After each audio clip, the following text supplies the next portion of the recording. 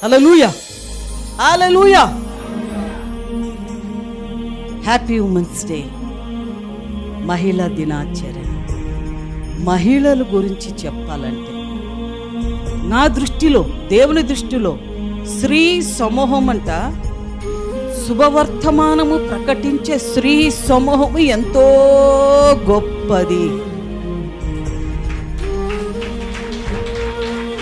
యేసు ప్రభుని ఆయన చనిపోయాడని అందరూ దాగుకుంటే స్త్రీలు మాత్రమే వేచి ఉన్నారు సమాధి దగ్గర. ఆయన కనపడే వరకు మేము ఉండలేదు. ఏమన్నా గాని కనిపించడం లేదా?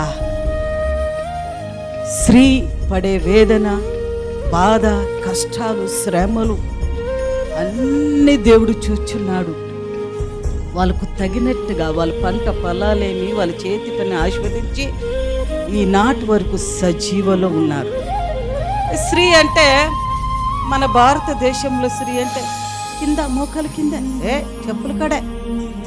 అయితే ఇతర దేశములో అలా లేదు. నేను ఆఫ్రికాలో వెళ్ళినప్పుడు స్త్రీ మగ ఇద్దరు కలిసి పని చేస్తాడు. ఆమె ఒకటి చేస్తే ఈయన రెండు చేస్తాడు. స్త్రీ బలహీనమైన ఘటక అని అంటే స్త్రీ ఎముక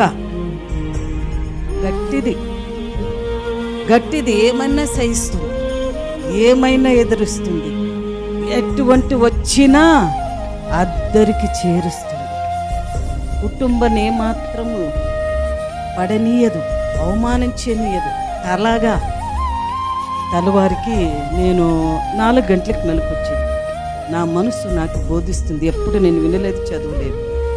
31 దీంట్లో గురించి దేవుడు నాతో మాటలు నన్ను పొగుడుతున్నాడు. ఆయన నేను అన్నా, నాకు అర్థం కాదు. ఈరోజు నాకు వాక్యం చెప్తామని అయ్యగారు చెప్పారు.